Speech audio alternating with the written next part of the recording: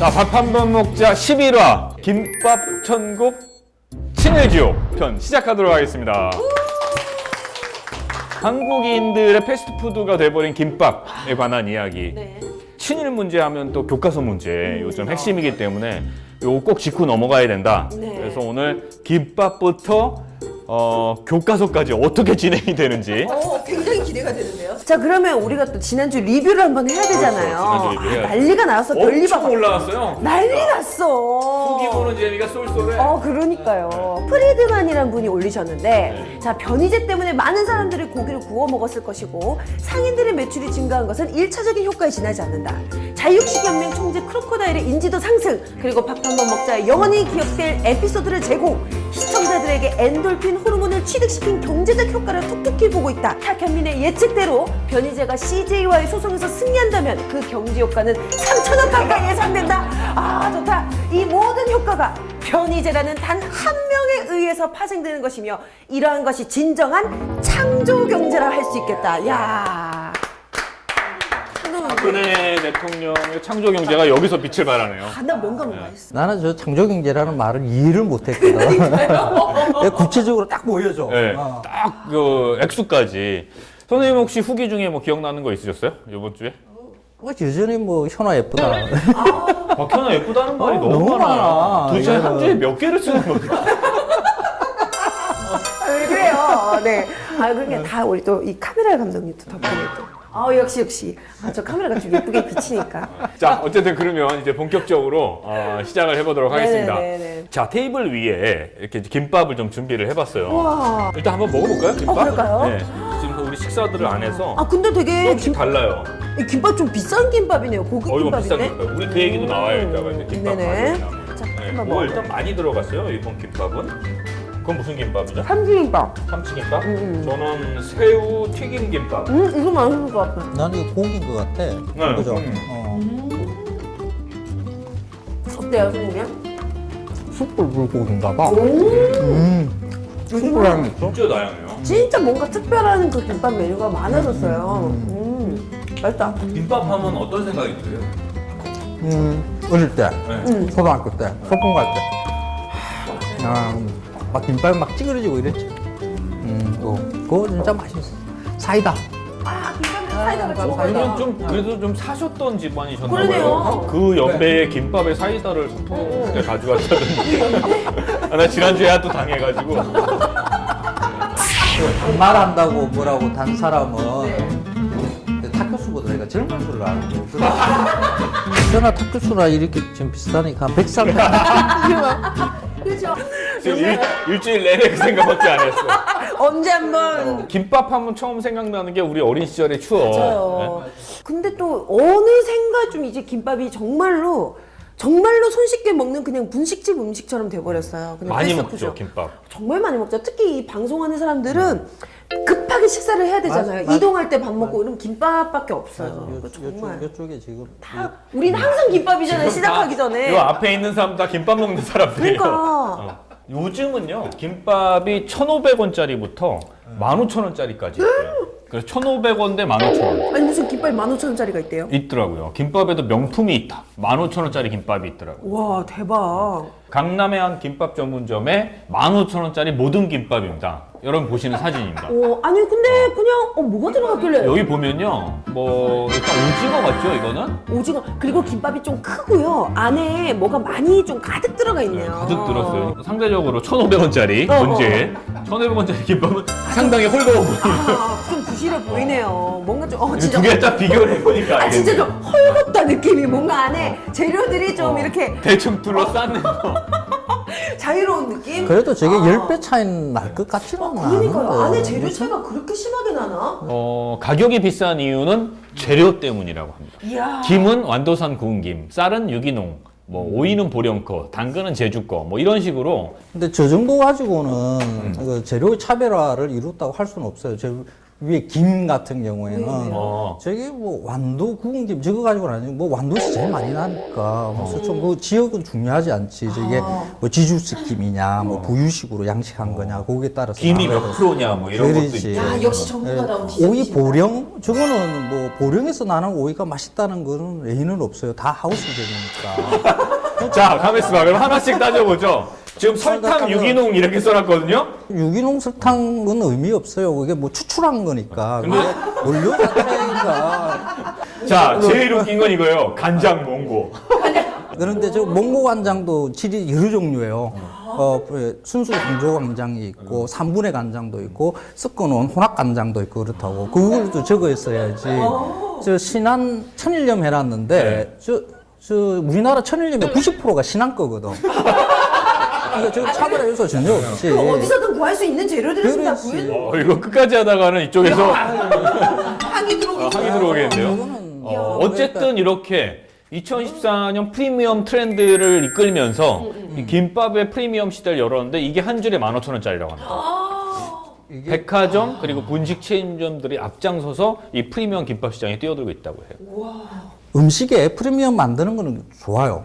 근데 그게 좋은 식재료를 가지고 실제로 프리미엄급을 만드는지 아니면 이름만 그런 건지는 좀 따져봐야 돼. 2배 정도 비싸다 그러면 그건 나는 인정해. 여기서 가공해서 판매할 경우에는 좀 넉넉 잡자고 그러면 3배 정도? 3배? 그 정도면 있잖아. 저는 인정을 하겠어. 그런데 10배? 와, 이거는.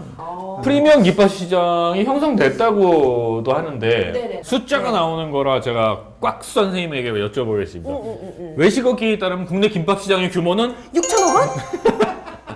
분식집 시장에서 김밥 전문점이 차지하는 비중은 60%? 기다렸다는 듯이. 경쟁이 치열한 시장에서 이 고급화하는 거는 사실 브랜딩이나 마케팅의 기본적인 전략이잖아요. 네네네.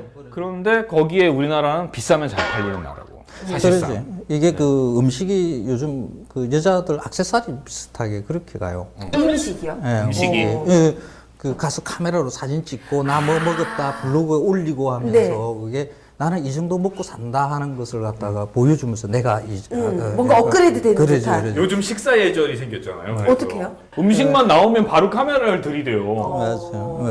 그 신분을 표현하는 방법 중에 하나가 돼버린 거지. 그 여자 옷이나 화장품하고 똑같은 역할을 하게 되는 거죠. 그러니까 15,000원짜리 김밥이 나오는 거죠. 그래서 모든 김밥, 이 15,000원 김밥 때문에 모든 김밥 값이 올라가는 김밥 인플레이션 현상이 벌어지고 있다. 김밥 천국 대한민국이라는 이야기도 있어요. 야, 김밥을 우리나라 정말 많이 먹는데 김밥 천국이 대중화를 선언한 거죠. 초저가 김밥 시대를 열었어요. 그래서 김밥 천국이군요. 그렇죠. 김밥 한 줄에 1,000원이었어요. 자, 그런데요, 2008년 이후에 이제 이게 1,500원으로 쫙 오르기 시작했습니다. 근데 이런 생각을 해보게 돼요. 과자 한 봉지보다 싼 거 아니에요? 1,500원이면. 진짜 싼 거예요. 그리고 쉽게 생각해보면요, 우리 햇반보다 더 싸요. 그러네요. 그래서 저는 자취할 때 햇반 대신 이거 먹었어요. 너무 쌌어. 이게 무슨 식재료가 그렇게 싸게 올 수 있는가 굉장히 궁금하더라고. 그래서 조금 취재를 해본 적이 있어요. 정말요? 가지고. 그런데 그 소래는 이제 중앙시장 거기에 가면 싼 식재료들을 구할 수가 있어요. 달걀 같은 거 거기서 다 일일이 가게에서 부쳐서 이렇게 하려고 그러면 손 많이 가잖아요. 맞아요. 근데 거기서 대량으로 해요. 붙여서. 그러니까 할머니들 이런 나이 드신 분들이 앉아가지고 밤새 이걸 가지고 부쳐 달걀을. 그래서 이렇게 썰어가지고 다 썰어서 이렇게 공급을 해요. 그러니까 프랜차이즈점에 제공하는 중간 도매상 같은 게 있다는 그런 게 거죠. 있는 거죠. 근데 그게 카메라를 들이댔더니 막 진짜 쌍욕이 그냥 자, 쌍욕. 갑자기. 자, 재현. 짱구씨, 야! 애니가! 이런 거 안 했을까요? 관리하는 거야? 그리고 그 새벽 시간이니까 거기는 캄캄하고 이러니까 문이 이를 당할지 모를 때 달걀처럼 말려버리는 수가 있어. 그래서 그냥 빠져나왔어요. 근데 그 뒤에 이야기를 들어보니까 뭐 달걀 여기서 송가는 거 있죠. 뭐 조림해야 되는 것들, 뭐 이런 것들은 거기서 다 만든대요. 뭐 시금치 나무 같은 것도 거기서 다 이렇게 손을 봐서 이렇게 공급을 하는 거죠. 공장마다 이렇게 쭉 원재료를 다듬는 그런 공장들이 있고 거기에서 대량으로 하게 되면 이제 원가는 확 떨어지겠죠. 그걸 가져와서 단지 가게에서 말기만 하는 거죠. 많은 인건비 요것만 있으면 싼 가격에 1,000원짜리, 1,500원짜리 이런 것들이 만들어질 수가 있는 거죠. 1,500원짜리 김밥과 15,000원짜리 김밥. 대한민국에서는 어떤 김밥을 먹느냐에 따라 계급이 나뉜다고도 할 수 있겠죠. 참 슬프네요. 김밥으로 계급이 나뉜다. 이 김밥이라는 음식은 간편하게 먹는 패스트푸드라고 할 수가 있거든요. 네. 그 패스트푸드가 극상의 15,000원, 한 줄에 15,000원 하는 이런 고급한 음식으로 이렇게 팔리는 사회라는 게 좀 이상한 거죠. 이게 이제 김밥의 원래의 고향인 일본에서도 그렇게 고급한 김밥은 없어요. 이게. 저소득층은 사실 식비를 가장 먼저 줄인다. 그러죠. 소득 대비 식료품비의 비중이 높다는 엔겔지수. 엔겔지수. 저소득층이 먹는 것에 돈을 아낄 수밖에 없는 이유가 되는데 네. 점심 메뉴 정할 때도 가격을 가장 우선한다고 해요. 직장인들이. 그런가요? 예. 가격. 가격. 압도적이네요. 가격이고 두 번째가 맛. 네. 뭐 이 정도 그타 뭐 네. 가장 우선시 된다는 게 이게 가격이라는 게 굉장히 슬픈 이야기죠. 사실 점심값 하나도 있잖아요. 이게 굉장히 부담스러워하고 있다는 거지. 두 분은 점심 메뉴나 이렇게 바깥에서 음식 사 먹을 때 어떤 기준으로 고르세요? 저는 그날의 기분. 그날의 기분? 네, 선생님. 나도 대부분 그래요. 그날의 기분. 기분. 그래도 저희는 그나마 좀 행복하네요. 그러죠. 그러니까요. 자, 편의점에서 끼니를 해결하는 사람들도 꽤 있다고 하는데 편의점에서 그리고요 가장 많이 팔리는 음식이 컵라면이고 두 번째가 삼각김밥이라고 하는데 보통은 이제 삼각김밥과 이 컵라면을 같이 이렇게 세트로. 그치 세트로 그렇죠. 많이 먹죠. 간단하게 예전에 그렇게 그- 드셔보신 적 있어요, 선생님? 역시 그건 전 내가 생각해도 이상할 것 같아. 국내 최고의 마칼럼니스트가 편의점에서 삼각김밥이랑 컵라면만 먹고 나와서는 이건 마블링이 안 좋은데요? 그렇죠. 그건 좀 아닌 것 같아. 이 삼각김밥은 몇 차례 먹어봤어요. 그게 뭐 급하니까 차 타고 가면서 출장길에 막 급하고 이러면 그거라도 이제 허기를 채워야 되니까 네네. 기왕이면 빵보다는 밥이 낫지 않아 맞아요. 하면서 그런 인식이 있잖아요. 있죠. 예. 그거하고 음료수 하나 하고 이렇게 먹는데 이게 전에 뭐 음식 관련되는 프로그램 하나를 한 적이 있는데 그 방송을 만들고 난 다음에 끊었어요.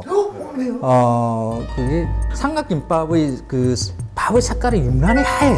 예. 선생님 쌀밥이니까 하얀 거 아니에요? 아유, 그런데 이상하게 하얗다. 그냥 하얘요, 모양. 그래서 그게 무슨 표백의 뭔 일을 처리를 한다는 이야기가 일본에서 돌았어요. 그래서 그걸 갖다 확인하기 위해서 여러 군데 걸 이렇게 취재 과정이 있었는데 그때 이제 확인을 못했어요. 그러고 난 다음에 그 방송이 나오고 난 다음에 이제 그 관련되는 일을 하시는 분이 연구를 하시는 분인데 그분이 저하고 만나서 이제 이런 다른 이야기를 하다가 그 이야기를 하시더라고요. 그 삼각김밥 만드는 공장에 자기가 어떤 자문의 역할을 하기 위해서 갔는데 실제로 그러더라. 진짜요? 네. 그래서 뭐 식품 만드는 후배들이고 그래가지고 우리가 그렇게 해가 되겠느냐 하는 있잖아요. 그런 이야기를 했다. 그 이야기를 갖다 저한테 하시더라고. 그래가지고 그 이야기 듣고 그 다음 삼각김밥 먹지 마라 그러죠 애들한테. 사람이 먹는 것은 어떻게 가공하고 처리했는가를 알 수 있어야 되거든. 뭘 했는지라 우리한테 공개를 해줘야지. 그래야 먹을 건지 말 건지를 갖다 우리가 결정할 거 아니야. 근데 내가 이렇게 있잖아요. 뭐 표백 처리하더라 하는 이 이야기가 나가도 그러면 거기서는 안 한다 하고 있잖아. 그러면 보여주면 될 거 아니야. 그죠? 소비자가 좀 알 권리도 있죠. 그렇죠. 나는 그 이야기를 들었어. 식품 연구하시는 분한테서 그럼 나는 이거 그걸 좀 들었어. 방송 나간 이후에 좀 진짜로 이렇게 아니다 우리 제대로 만든다라고 보여주시면 좋을 것 같아요. 삼각김밥 같은 경우는 청소년들이 먹는 음식이잖아요. 그러네요. 나이 든 많이 먹는 먹어요. 음식이잖아요. 맞아요. 그러니까 그 청소년들 건강을 위해서라도 그게 어떻게 만들어지는지 진짜 궁금해요. 왜 그렇게 하얀지. 예. 2008년 좀 됐어요. 한 5년 전인데 한나라 당사의 김밥 투척 사건이 있었어요. 아 그래요? 경기 지역 시민단체들이 2008년 12월 한나라당 경기도당 앞에서 한미 FTA 비준안 날치기 상점 규탄 회견을 열고 김밥을 마는 퍼포먼스를 그럼 뭔가 의미가 있을 것 같은데요? 그렇죠. 김밥을 만드는 한나라당은 의미가? 나라를 말아먹고 국민들은 1,000원짜리 김밥을 말아먹는다. 우와. 괜찮네. 저는 이벤트. 그런 게 게 나와 있어요. 이명박 당선 일주일, 뭐 아직 1주년. 아, 정말 저 때는 우리 열심히 안 쳐. 요즘 어떻게 사는가 싶다. 4년이나 남았어요. 그래, 4년이나 남았네. 또 4년. 죽는다 죽어. 그래. 자, 뭐 이런 얘기를 하면서 시민단체 관계자들이 그런 이야기라고 펼침막 프랜카드 펼치고 탁자에서 김밥을 만 다음에 한나라당 경기도당에 전달하려고 했는데 경찰이 그걸 막은 거야. 막 막은. 그래서 항의 표시로 김밥을 막 마당에 던진 거예요. 경찰은 방패로 김밥을 막고 있고 그런 기이한 상황이 연출됐죠. 에이, 저런 거는 좀 받아줘야지 김밥 그죠? 받아가지고 맛있게 먹겠습니다. 그 일종의 어떤 예. 정치권에서도 이런 게 좀 필요해, 여유는. 이 딱딱한 상황을 풀어줄 수 있는 건데 그러니까. 김밥을 던진 근데 경찰이 그때 뭐라고 했냐면 김밥을 던지는 행위는 폭력행위다. 자진 해산하지 않으면 현행법으로 연행하겠다라고 하자 시민들은 김밥이 돌멩이냐? 밥알에 맞아서 멍이라도 들었니? 이렇게 대답을 했다고. 따졌다고 합니다. 이 김밥도 그렇고 이따가 저희가 나중에 이제 이 다음 편에서 다룰 라면도 그렇고 이게 다 일본에서 건너온 음식들이라고 하잖아요. 그럼 진짜예요? 김밥이 일본에서 건너온 거예요? 일본 거죠. 김에 밥 넣고 요렇게 안에 뭔가를 재료를 넣고 이게 싸는 형태는 여러 종류가 있어요. 뭐 요런 색깔 모양을 비슷한 게 만들어진 게 일본의 후토마키라는 게 있어요. 예, 후토마키. 예, 그게 가장 비슷해요. 근데 우리나라 그러니까 일제강점기 때 나온 책자인데 1920년대에 나온 조선 무상 신식 요리 제법이라는 책이 있어요. 무슨 공법책 이런 것 같은데요? 맞아요. 뭐, 그 책에 맨 뒤에 보면 스시 이렇게가 나오는 게 있어요. 근데 스시에 보면 요 후토마키의 조리법이 적혀 있어요.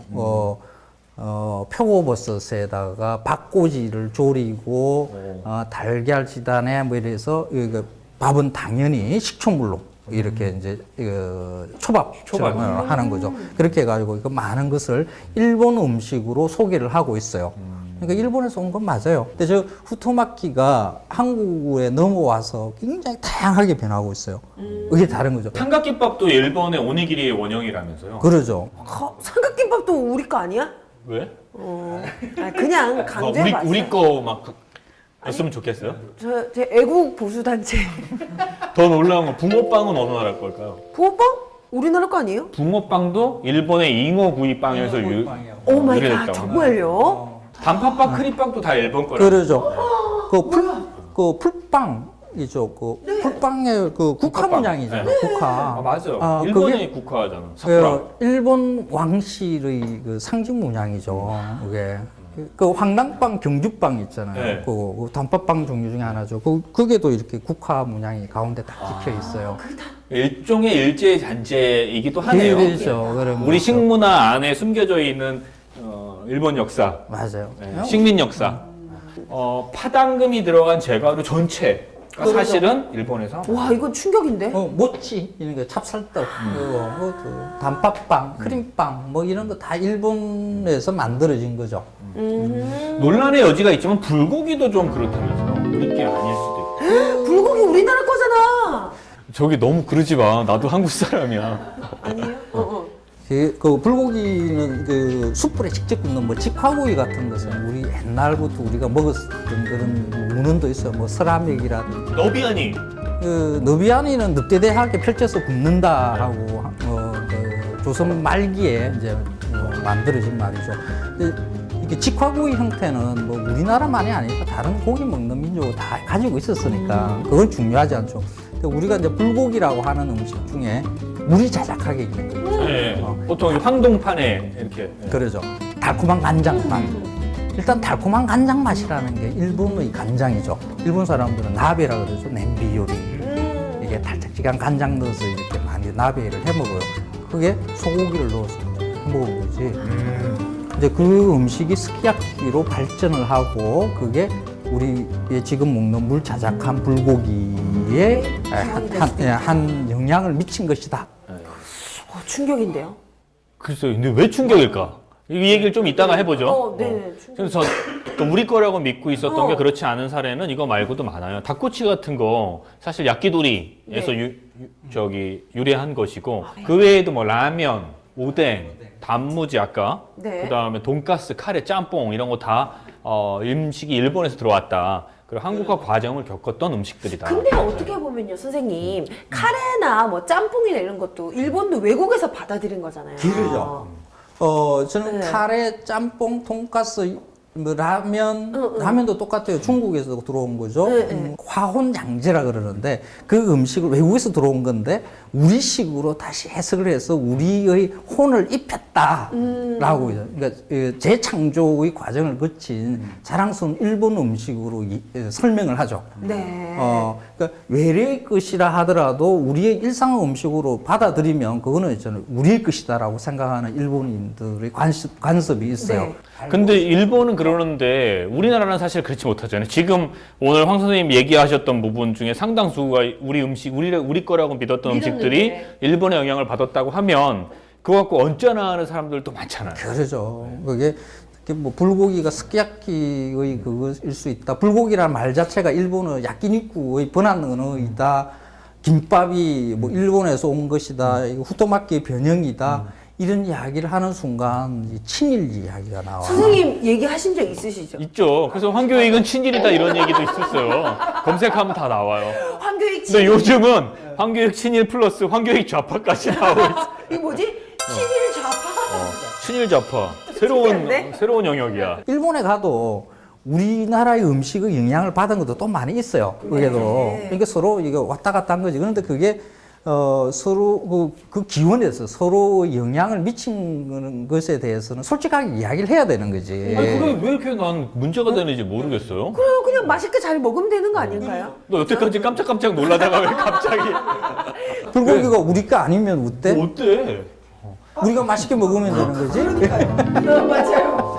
근데 오히려 이런 생각이 들어요. 김밥 하나를 두고 일본에서 온 음식이니 어쩌느니 그리고 또 그 얘기를 했다고 친일이니 좌파니 뭐 어쩌니 분노하잖아 막 우리나라 사람들 일부의 사람들이긴 네네. 하지만 그렇게 대한민국을 사랑하는 사람. 네. 근데 정작 중요한 친일들은 혹은 친일의 잔재들은 하나도 해결을 못 하고 있어요. 맞아요. 그렇죠.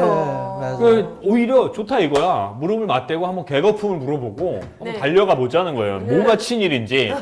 그래서 친일과 독재미와 논란을 빚었던 교학서 교과서 파동. 박근혜 정부와 새누리당의 완패로 끝나가고 있는 듯한데 이게 사실은 올해 있었던 가장 흐뭇한 일 중에 하나인데 아, 이거 있을 수는 없는 일이에요, 솔직히 그런데 말해서. 불안해요. 불안해. 네. 불안하죠. 저들이 왜? 모든 걸 다 갖고 있잖아. 이게 과연 진 걸까 아니면 진 척하는 걸까? 그러죠. 이건 좀 살펴볼 필요가 있을 것 같아요. 그런데 이 교학서와 교과서가 갑자기 튀어나온 존재가 아니라고요? 갑툭튀. 갑툭튀라 그러죠, 선생님? 네. 갑자기 튀어나온 존재. 아주 발음 잘 안 돼. 해보세요. 갑툭튀. 갑툭튀. 자, 아주 오래전부터 섬세하게 준비해온 이명박근혜의 첫 번째 작품이 사실은 이거예요. 그래요? 네, 둘이 싱크를 맞춰서 만든 거예요. 왜냐하면 MB가 국정교과서 추진하려고 했었거든요. 네. 계속. 그런 적 있었나요? 그렇죠. 지난 정권 내내 국정교과서 추진하고 시도를 했었는데 그 사이에 기존 교과서가 마음에 안 들었던 박근혜 대통령이 사실상 강력한 의지를 보였습니다. 몇 번. 이런 거죠. 네. 자, 사진 한번 같이 보죠. 청소년들이 왜곡된 역사를 배우고 있습니다. 뜻있는 이들이 현행 교과서 문제점 지적하니 이제 잘못된 역사관 키운다는 걱정 덜게 됐어요. 바로 이런 발언을 2008년 5월 세종문화회관 뉴라이트 대한교과서 출판 기념회에 참석해서 하게 되죠. 이야, 이거 그러니까 이거는 오랫동안 준비된 게 아니었나 이런 생각이 들고요. 더 한 가지 우리가 유심히 봐야 할 지점은 뭐냐면요. 이 역사 교과서, 특히 교학서 교과서 문제의 핵심 중에 하나가 김무성 의원이라는 거예요. 지금 이 김무성 의원이 왜 갑자기 새누리당 차기 대선 후보로 본인을 셀프로 네. 계속 들이밀면서 또 선대위원장까지도 했었던 이 박근혜의 핵심이라고 할 수 있는 네. 이 사람이 왜 갑자기 교과서 문제예요? 그러니까요. 이거는 박심이 김심에게 들어가 있는 거다. 이렇게 봐야 되는 거죠. 김무성 의원이 괜히 그런 일을 할 리가 없죠. 그 9월 4일 날 마치 기다렸다는 듯이 새누리당이 근현대 역사 교실을 발족시켰다라고 했는데 이 주체자가 바로 누굽니까? 김무성 의원이라고 합니다. 그렇죠. 네. 그러니까 김무성 의원의 마음이 사실상 박근혜 대통령의 마음과 싱크되어 있다. 그리고 박근혜 괜찮다. 대통령은 이명박 대통령과 함께 교과서 문제에 대해서 이미 2008년에 문제를 제기하고 나섰다. 그나마 좀 다행이었던 건 정말 뭐냐 하면요. 이 교과서 문제가 불거지자마자 학생들이, 고등학생들이 먼저 나 교복이 부끄럽다. 교학서 교과서를 채택한 학교의 교복을 입고 다니고 싶지 않다. 이런 대자보를 막 붙이고 그쵸. 채택 처리에 서명 운동 벌리고 SNS상에 자기 학교에서 교과서 채택했다고 막 네티즌을 상대로 그쵸, SOS 도와달라. 치고 막 도와달라. 전화를 해서 네. 빨리 거부하게끔 도와달라 이런 식으로 했었죠. SOS를 쳤었죠. 결국 뭐 그들의 힘이 컸다 이렇게 볼 수밖에 없을 것 같아요. 네네네. 네. 교학서 교과서에 그럼 어떤 내용들이 담겨져 있느냐? 그렇죠. 이게 이제 핵심이잖아요. 네네네. 그래서 오마이TV에 친절하게 역사 왜곡 교학서 298건. 교과서 문제점 총정리를 영상으로 만들었습니다. 그래서 이 중에 몇 가지만 우리가 다시 한번 짚어보죠. 네네. 자, 일단 일제시대의 미화, 그리고 일제의 만행을 축소, 이런 거죠. 뭐 이를테면 이런 거죠. 선생님 한번 읽어주실래요? 이제 자급자족적 경제관념의 변화가 일어나고 더 넓은 시야에서 생각할 수 있는 계기가 제공되어 사람들의 생활이 바뀌었다. 야, 아니 근데 이 교과서를 근데 읽은 이- 학생들은 뭐야? 그럼 일제가 우리에게 좋은 일을 해줬네? 이른바 식민지 근대화론. 그러죠. 네. 일제에 의해서 우리 조선이 단독으로 발전하지 못했던 것이지 그게 일제에 의해서 저런 게 만들어졌다라고 있잖아요. 기술하는 것 자체가 잘못된 거지. 일제의 식민 지배가 지속될수록 근대적 시간관념은 한국인에게 점차 수용되어 갔다. 이런 개도 안, 개 풀 뜯어먹는 소리를 그러니까. 교과서에 써놓고 있어요. 실제 인물들에 대한 서술은 더 기가 막힌 게 많습니다. 네네. 친일파, 대표적인 친일파죠. 장덕수, 최남선, 김성수 등의 친일 행위는 일부러 누락으로 합리화시킨 거죠. 네네. 이를테면 동아일보. 1940년 8월 일제가 동아일보 강제 폐간, 일제로부터 창씨개명을 강요당하였으나 거절하였고 일제가 주는 자기도 거절하였다. 오히려 이렇게 상당히 합리화했는데 이건 말도 안 되는 소리예요. 김성수라는 네. 분이 이 친일파인데 무슨 그렇죠. 거부를 했어요. 네. 더 웃긴 건 지들도 이거 이제 좀 무조건 소위 얘기하면 빨아줄 수는 없으니까 의문형으로 얘기해요. 최남선은 공과 과가 모두 있는데 공과 과를 함께 논한다면 어느 쪽이 클까? 지금 뭐 하는 거야? 과지, 과. 과지다. 과가 크지. 과가 크다라고 적어놨어야지 없어. 어느 쪽이 클까? 끝? 친일파 이승만 미함이 독립운동가 활동을 누락한 것도 가관입니다. 이거 한번 보세요. 초대 대통령 이승만 이름 표기 수는 42회. 그런데 우리 독립운동가 안창호 선생 0회. 그러니까 도산 안창호 선생의 이름 표기가 한 번도 거론이 안 됐다는 것은 안창호 선생의 그런 독립 민족 운동에 대해서 기술하지 않았다는 그렇죠. 거죠. 인물에 대해서 기술하지 않았다는 거죠. 이런 것도 있어요. 뭐 사실은 이건 같이 놓고 봐야 된다고 생각하는데 적어도 두 분은 이승만의 사진 수록 횟수는 5회, 주석 임시정부 마지막 주석이죠. 김구 사진 수록 횟수 1회, 그리고 윤봉길 의사 사진 수록 횟수는 0회 없습니다. 말도 안 되는 이야기. 그러니까 우리나라 독립운동가들이 일본에서 테러리스트라고도 하고 저렇게 개풀 뜯어먹는 소리를 계속 하는 거예요. 아니 말도 안 되네 정말. 이런 걸 부끄러워할 줄 알아야지 무슨 김밥이 김밥이 우리나라 건이 일본에서 한다고. 아니니 이런 얘기를 해요. 그러니까. 근대사로 넘어오면 더 심각해요. 현대사로 넘어오면. 네. 5.16 군사정변은 헌정을 중단시킨 구테타였다. 요건 인정할 수밖에 없으니까 지들도. 네. 하지만 반공과 함께 자유우방과의 유대를 강조하였다. 육사생도도 지지 시위를 하였다. 이 육사생도 지지 시위는 네, 만든 거잖아요. 그러죠. 지지 시위 해라. 그러죠. 정말 비겁하게 너무 비겁한 소설이에요. 뭐. 지금 또 보니까요 전두환, 노태우 그 처벌 누락과 김대중 노벨 평화상 이 사실도 누락이 되어 있다고 합니다. 이게 어떻게 퉁칠 수 있는 얘기죠? 그래도 이게 흠이야? 저 악덕의 그 집권자들을 표현하지 않는다는 것 자체가 이미 저런 걸 뭐 구테타 일으켜서 저렇게 했던 거 괜찮다는 충분히 용인하는 그러면 안 되죠. 정말. 아이고 뭐 맞네요. 많습니다. 근데 이 교학사 교과서 채택하려고 했던 학교들이 공통점이 있어요. 대부분 사립학교. 아 그러니까요. 그 중에서도 사학비리 족벌 사학으로 유명한 학교죠. 그 중에서도 선택했던 그 학교를 몇 군데 보자면 서울 디지테코. 사립학교의 3대 핵심인 이사장, 교장, 행정실장이 족벌 사학이죠.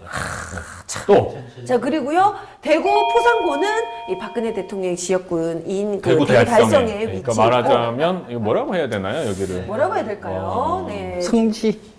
선택받은 그런가요? 그다음에 울산 현대고. 네. 아 여기도 정몽준 새누리당 의원 이사장. 이사장 현대에서 하는 학교죠. 아하. 교학사 교과서 채택은 사실상 외압이었다. 경향신문 1월 13일 기사를 보면요. 한국사 교과서 채택을 철회한 경기도 내 학교 7곳 중 6곳이 교학사 교과서에 대해 학교장이 나서서 추천을 유도하거나 네. 사전 개입하거나 압력을 행사한 것으로 나타났다는 보도가 있었습니다. 저기 그 교과서 선택을 할 때 학교장이 저걸 할 수가 추천은, 없죠. 추천은 할 수 있었나 추천할 수 있어요? 근데 추천. 외학을 할 그러나 그런 결정할 권한은 없죠. 그쵸, 그런 역할은 그거는 안 교과서 선정위원회에서 선생님과 학부모와 뭐 운영위원이나 뭐 이런 사람들이 결정할 수 있는 거죠. 뉴욕타임즈에도 보도가 됐어.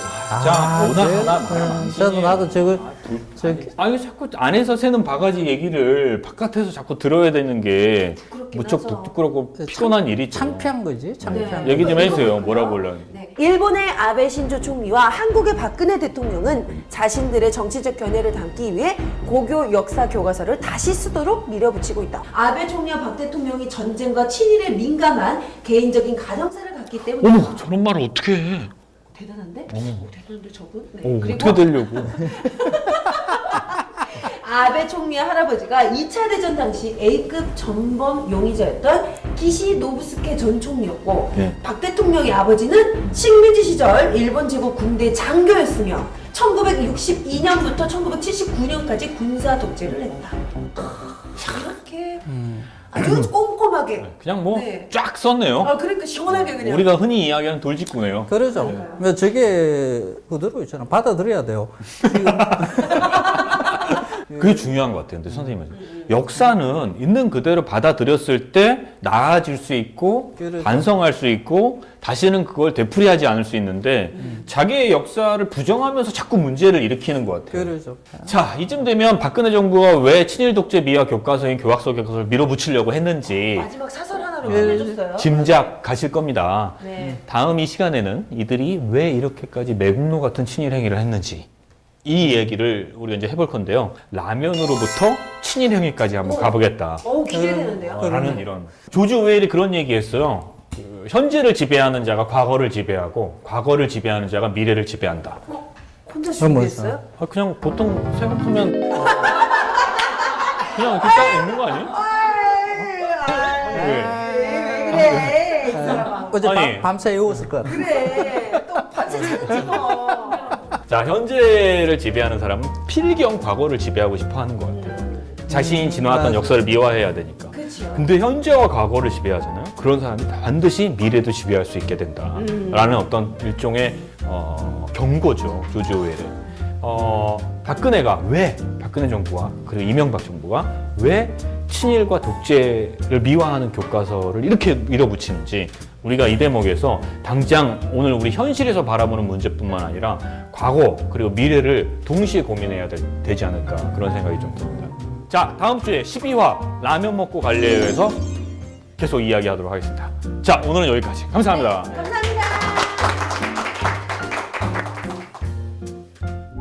부산 남구의 부성고등학교. 지난 27일 학교 운영회를 열어 한국사 교과서로 교학사 교과서를 채택했습니다.